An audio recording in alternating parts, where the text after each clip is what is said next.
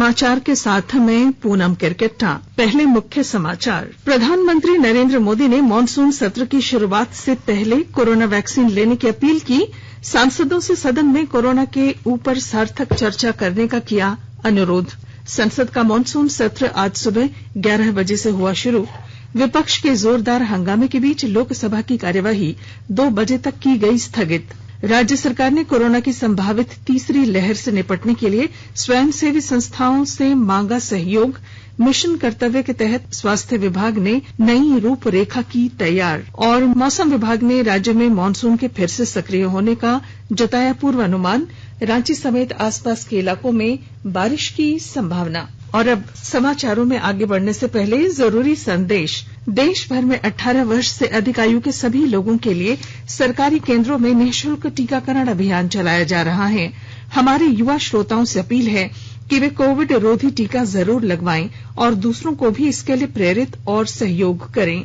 Corona महामारी के प्रति आप कोई भी लापरवाही न बरतें, क्योंकि कोरोना अब भी हमारे लिए बड़ा खतरा बना हुआ है। जब तक आवश्यक न हो घर से बाहर न निकलें और इन आसान उपायों का पालन करें।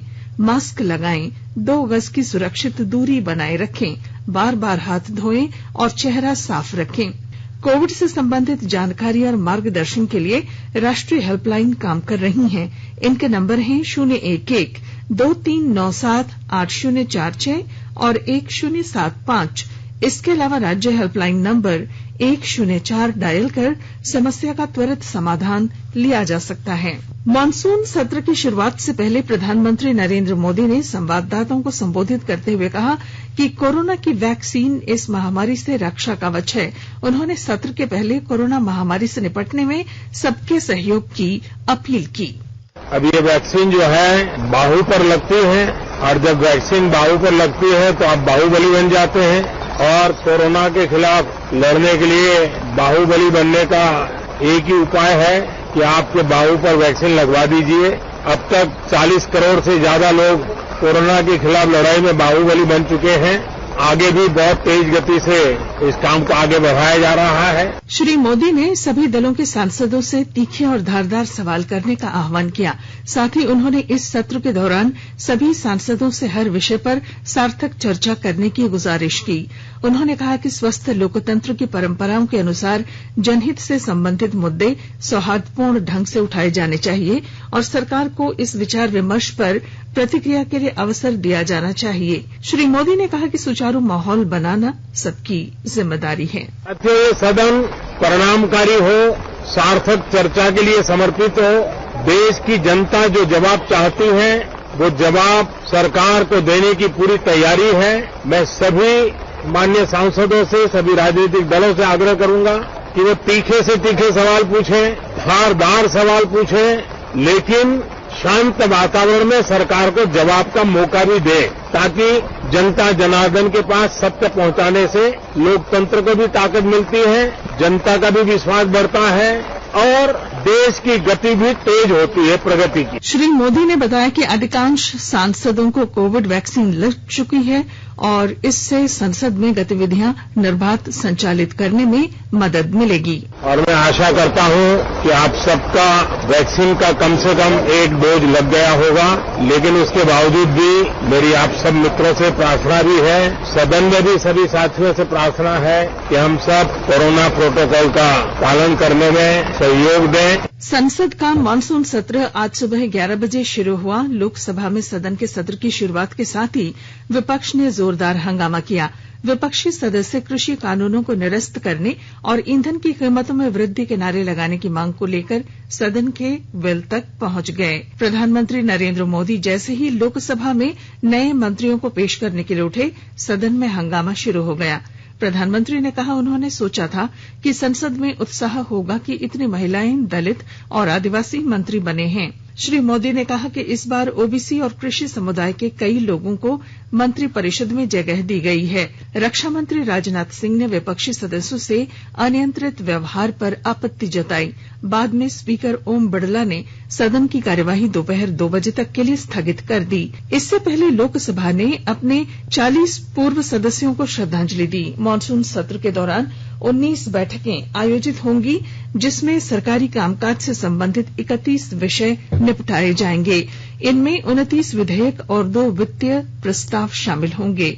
अभिकरण सुधार, सेवा युक्तिकरण और शर्तें, दिवाला और ऋण शोधन अक्षमता संहिता, राष्ट्रीय राजधानी क्षेत्र और आसपास के क्षेत्रों में वायु गुणवत्ता प्रबंधन आयोग, अनिवार्य रक्षा सेवा, भारतीय चिकित्सा केंद्रीय परिषद और होम्योपैथी केंद्रीय परिषद समेत 6 विधेयक इस सत्र में अध्यादेश का स्थान लेंगे।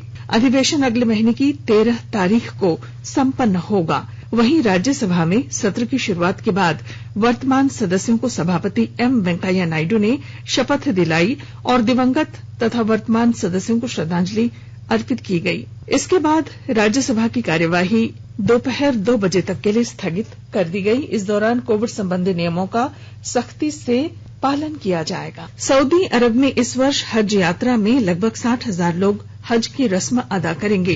कोरोना महामारी के कारण इस बार हज का आयोजन छोटे पैमाने पर किया गया है और हज यात्रियों की संख्या सीमित रखी गई है। सऊदी अरब ने केवल वहां रह रहे और कोविड वैक्सीन ले चुके लोगों को ही हज में शामिल होने की अनुमति दी है। 5 दिन की हज की रस्में कल मीना से शुरू हुई। मीना में नमाज अदा करने के बाद श्रद्धालु आज तड़के मुख्य रस्म के लिए अराफात मैदान पहुंचे। वे आज शाम मुजदलिफा के लिए रवाना होंगे और कल सुबह कुर्बानी और शैतान को पत्थर मारने की प्रतीकात्मक रस्म के लिए वापस मीना लौटेंगे।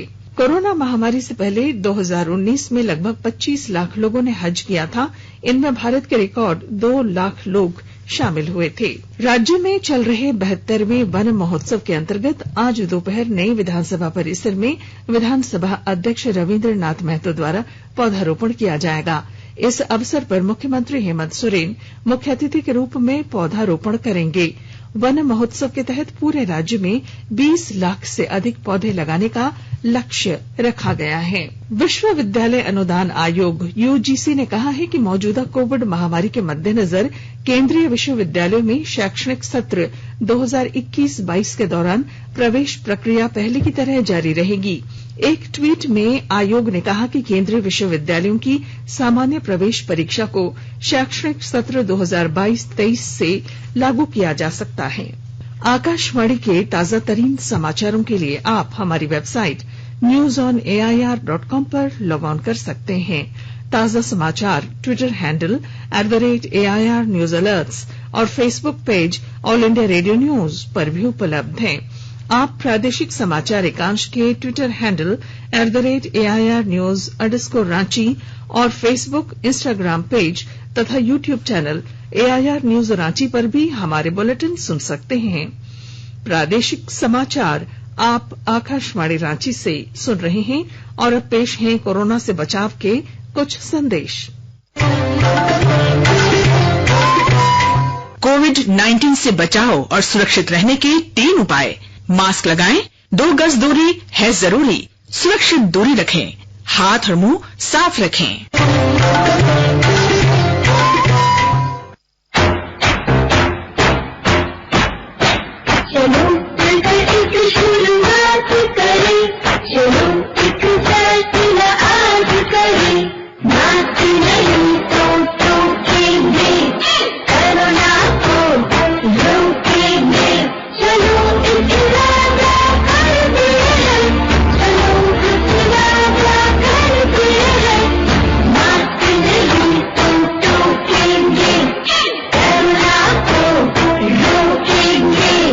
सरकार द्वारा जनहित में जारी।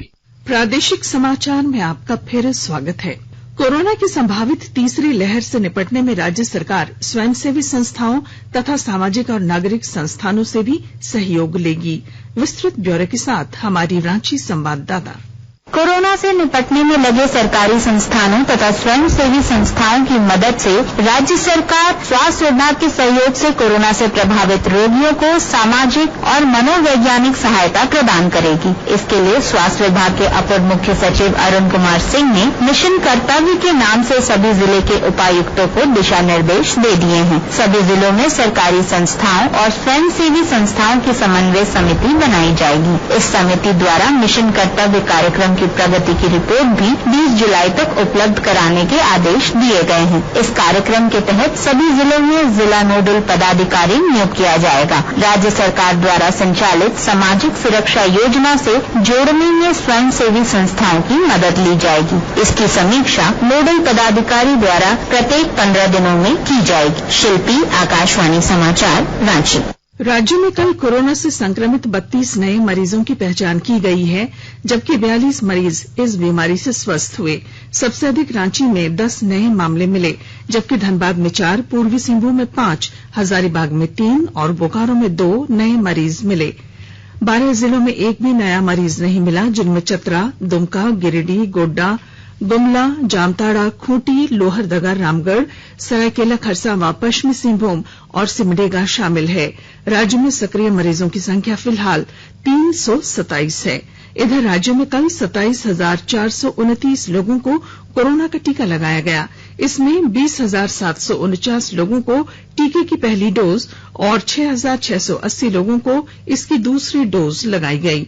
राज्य में अब तक 82,84,616 लोगों को कोविड की वैक्सीन दी जा चुकी है। राष्ट्रव्यापी कोविड टीकाकरण अभियान के अंतर्गत देश में अब तक 40 करोड़ 64 लाख से अधिक टीके लगाए जा चुके हैं। स्वास्थ्य मंत्रालय के अनुसार कल 51 लाख से अधिक लोगों को टीकाकरण किया गया।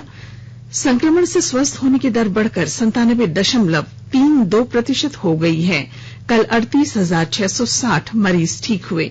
देश में 38,000 से अधिक लोगों में कल कोरोना संक्रमण की पुष्टि हुई।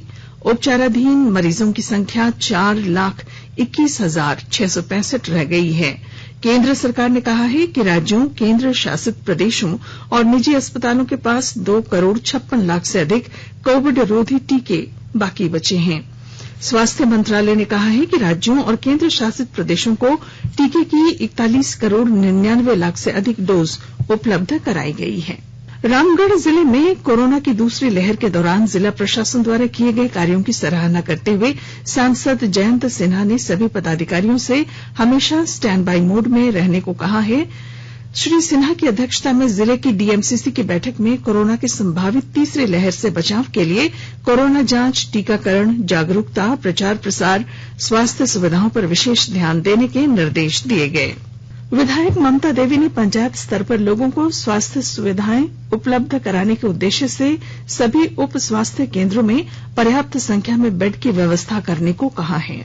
केंद्र सरकार कोविड महामारी के दौरान लोगों की सुविधा के लिए बनाई गई हेल्पलाइन नंबर के बारे में जागरूक कर रही है। कोविड संबंधी सवालों के लिए 1075 राज्य हेल्पलाइन, 104 महिला और बाल विकास मंत्रालय की चाइल्ड हेल्पलाइन, 1098 वरिष्ठ नागरिकों के लिए 14567, मनोवैज्ञानिक सहायता के लिए 0804611007 और आयुष कोविड परामर्श हेल्पलाइन 14443 और my GOV WhatsApp help desk number है 9013151515। और मौसम विभाग के अनुसार राज्य में मानसून के फिर से सक्रिय होने का पूर्वानुमान जताया गया है। मानसून की एक टर्फ लाइन मेदिनीनगर से होकर गुजर रही है, जिससे पूरे राज्य में हल्के से मध्यम दर्जे की बारिश हो सकती है। और अब अंत में मुख्य समाचार। प्रधानमंत्री नरेंद्र मोदी ने मॉनसून सत्र की शुरुआत से पहले कोरोना वैक्सीन लेने की अपील की। सांसदों से सदन में कोरोना के ऊपर सार्थक चर्चा करने का किया अनुरोध। संसद का मॉनसून सत्र आज सुबह 11 बजे हुआ शुरू। विपक्ष के जोरदार हंगामे के बीच लोकसभा की कार्यवाही 2 बजे तक की गई स्थगित। राज्य सरकार ने कोरोना की संभावित तीसरी लहर से निपटने के लिए स्वयंसेवी संस्थाओं से मांगा सहयोग। मिशन कर्तव्य के तहत स्वास्थ्य विभाग ने नई रूपरेखा की तैयार। और मौसम विभाग ने राज्य में मॉनसून के फिर से सक्रिय होने का जताया पूर्वानुमान। और इसके साथ ही आकाशवाणी रांची से प्रादेशिक समाचार का ये बुलेटिन समाप्त हुआ। नमस्कार। घर में रहिए, सुरक्षित रहिए और सुनते रहिए आकाशवाणी।